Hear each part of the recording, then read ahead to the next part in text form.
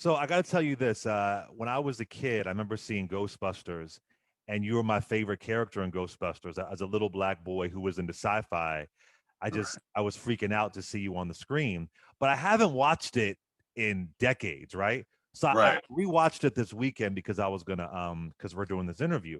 right. As I'm watching it, I'm like, where is Ernie Hudson? Where is my man?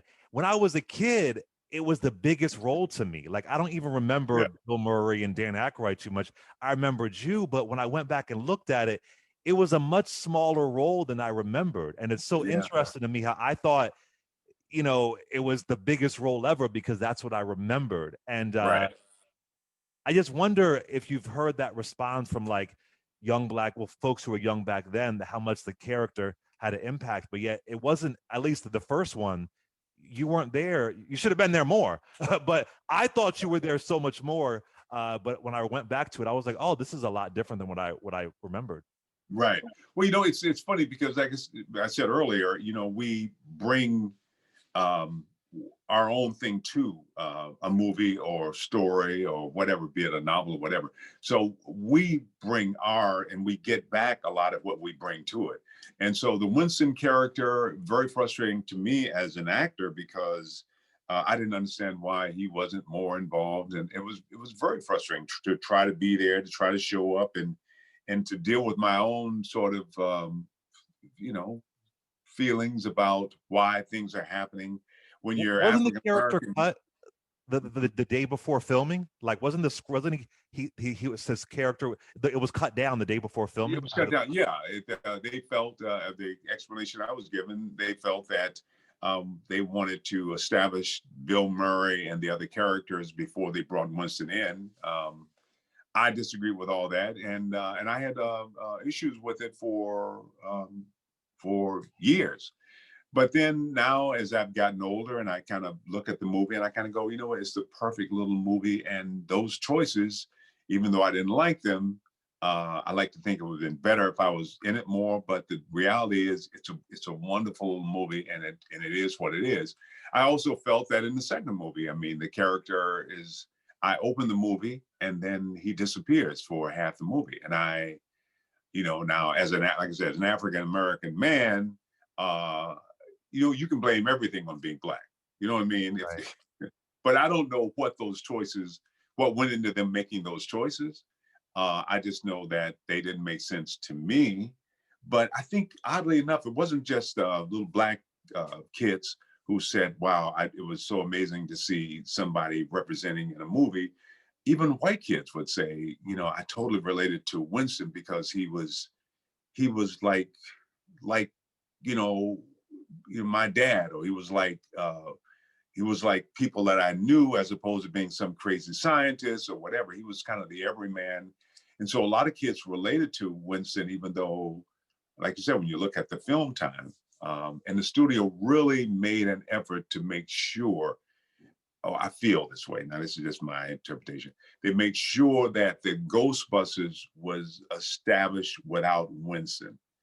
And I talked to one of the producers after, and he says, we're really surprised because people see Winston as just part of the Ghostbusters. That in spite of everything that was done, Winston he's one of the Ghostbusters. And I think people responded that way. I don't think the studio planned it that way. I don't think. Now I could be wrong again. I don't know why, but my job is to show up and do the work, and unless I'm producing something, I'm not in.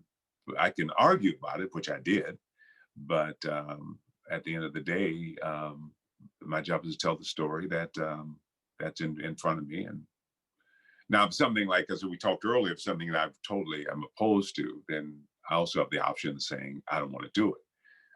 But and I think it was, for me, Ghostbusters was one of those movies that it forced me to grow up real fast, Mm. and deal with what this industry is about, and not take a lot of things personal that you want to take personal. I've had friends who walked away from Hollywood very angry, and still angry to this day, because it wasn't what they thought it should be, or what they thought, you know, how they felt they were treated. But I just feel like, it's a two-way street. And And Well, let me so ask I you. want Sorry, go ahead. I'm when sorry. I hear that, um, Yeah.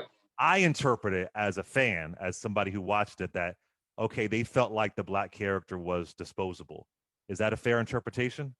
Well, I think, okay, that's one interpretation. I think they felt that okay, we're doing this movie. It's about these three guys who are really established in the industry. Now, the studio is making decisions based on money. Now, Bill Murray, Dan Aykroyd, Harold Ramis, they're already stars. I mean, they're kind of mega stars. I mean, they're the guys. And so here we got an actor coming in. He's a new actor. Um, so he's not bringing things to the box office that we think he should be bringing. So, and because of that, we want to focus on the money. So I think now, if Eddie Murphy had been playing that role, trust me, it would have been a bigger role. I mean, let's just be honest. So, so I think the decision probably wasn't racial as much as it was financial. I didn't have a long history of movies. I didn't come in with a huge audience. And so they needed the character. I think that thankfully they felt the character was added a lot, but they didn't feel that they necessarily needed him. They wanted to establish the other three. And then when the movie came out, the posters, it was the three guys. It wasn't four guys. Um, and so uh, even they had a 30-year anniversary, and I went to Chicago to introduce the movie, and the poster they sent was still the three guys. Hmm. But the fans, I think, interpreted and saw it differently, and they saw Winston differently than what the studio um, saw him. For example, I was told that the Winston toys sell as much as any of the other characters, and they were surprised by that. Yeah, that's And amazing. Yeah, yeah, so it's almost like I know what I bring, but the studio didn't feel that. Now, of course, they look at it differently, yeah. and but that's the reality. It's really about money, and a lot of times we want to take it personal, but like I said, I think if Eddie Murphy had been doing it or some really established actor, it would have been a different dynamic. You know what's funny though, Mr. Hudson, is that in the Ghostbusters version that starred all women, you didn't see Leslie Jones till about halfway through. She had a bigger role than Winston, but it was Right. halfway mark. I'm like, where Leslie? So, it's just funny like that. What could? Yeah. Well, I think with the women, they somehow seem to be trying to do a reboot or kind of a version of, and so maybe that was, she was not a scientist or crazy. So Right. I'm not quite sure Yeah. what that's about. But in the original script, Winston came in the very beginning, and he was very, very much a part of it, and that was. Yeah. Now I talked to Ivan Reitman, who produced and directed, and Ivan has a different. If he tells you the story, is a different telling than what I'm telling you now. So which Yeah. one is right or wrong? I don't know. I just tell you what my perception was working on the show.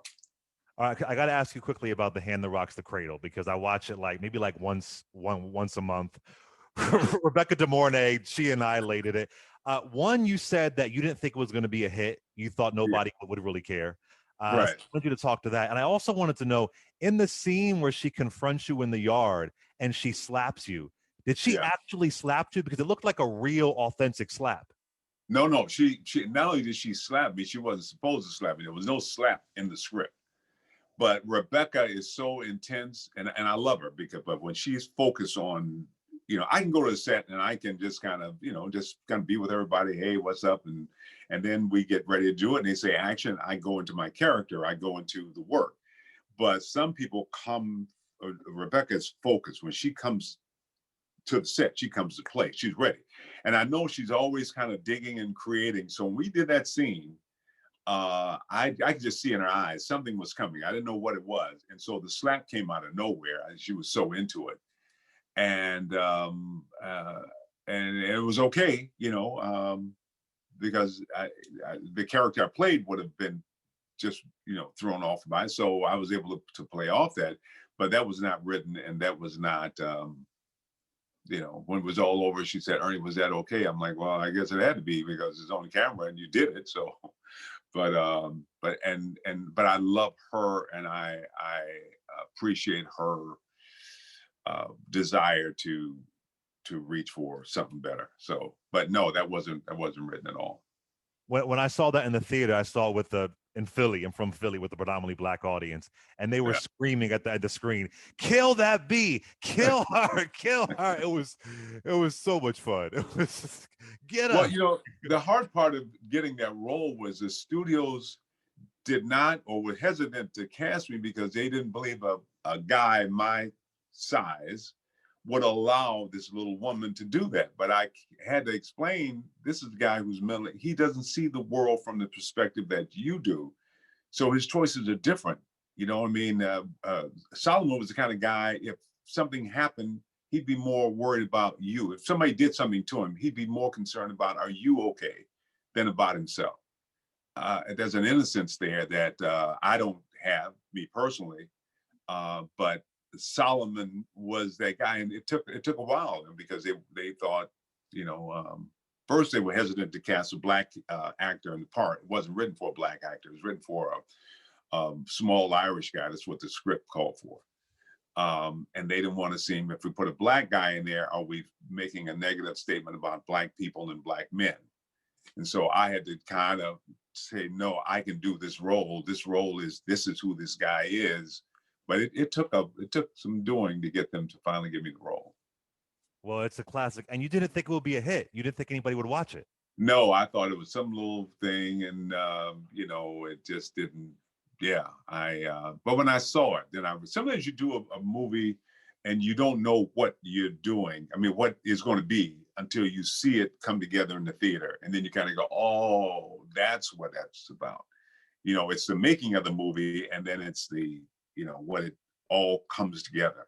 And sometimes it comes together in a really perfect way, and sometimes it doesn't come together at all. Sometimes you think you're making a classic, and it turns out that it just doesn't come together. And so I've done a few of those that you really thought was going to be, but it was one that I thought was going to be a little film, and it wasn't. I didn't think it would be the make the impression that it did. Yeah, it was a phenomenon for the time, and that was a time where those thrillers were really popular. That one, single white female, that was the time where that was really a big deal. Yeah. What a phenomenal career! It's just I was looking forward to talking to you. I love talking to people, who just kind of paved the way, because I feel like, and if I'm wrong, correct me. I feel like we're in a different time now. I feel like we have more black folks behind the scenes, more black Yeah. being content creators. Would you agree that this is much different than it was, in the 80s and 90s? Totally different. A lot of people say nothing's changed. Well, trust me, a lot has changed. Now, when you look at ideally where it should be, what we want it to be, yeah, there's a long way to go. But in terms of where it was when I started, please, I mean, you look at Jet magazine to see the one person, usually Sammy Davis Jr., somebody, or Sidney Poitier, that was it. So, and then when Roots came out and was such a hit, everything dried up. And so to be able to work through that, it was so few projects and it was so limited into the kinds of roles. So things have totally changed. And Hollywood, I will give them credit, has tried to be more inclusive and embrace diversity in a real way. I produce a show called The Family Business that, Oh yeah. normally shows about other people were done by, people who were white. The show Redemption Day, starring Gary Dearden, that show it would never have cast him in that hero role. It takes place in Morocco. It would have been somebody probably had never even been to Morocco who wrote it. This is the guy who is Moroccan who Yeah. shot the movie in his own country. That's Hitchum kind of Haiji? new. That's totally new. His name is Hitchum Haiji. Is that correct? Am I saying it right? Hitchum. Yeah. I've never Yeah. totally been been really. I'm sure he's corrected me, but it's been a while since we were together. So Yeah. your guess is as good as mine. And, and also too, Mr. Hudson, I think nowadays, as far as audiences, I'm not an actor, but a lot of us, we're not going for a movie anymore where there's the one black character that has one line. You're going to hear about Yeah. it on social media. There's going to be backlash about, like, why is this happening? So there's more Right. of a response from the audience, like, no, our dollar is valuable, and if you're going to if you're going to say you care about us being represented, it can't just be the only one. So I Right. think that's happened too. The audience has said no more because we have a different kind of platform. A different kind of platform. And also, I think the studios finally had to get over themselves and realize that to acknowledge the money. We spend our money, but they act like we weren't part of the gross totals. And now the studio is saying, wait a minute, the excuse always was you can't sell a black lead overseas. And that's all nonsense. Thank God for the Black Panther. So all of those excuses have been sort of dismissed, and it's open. The one thing I will say, we talk about Black Lives Matter, and I really, really stress the fact that Black lives really need to matter to Black people. So when we're in a position to produce shows, we have to remember to bring, to be as inclusive and to be as sharing, because a lot of times we'll do shows and then use the excuse that, well, it's a Black show and we don't have this and that, and somehow people don't get paid what they should be paid, and they don't feel they have to reach a level of excellence only because that becomes excuse for not showing up. And I think that we have to remember that that we have to care for us first and foremost.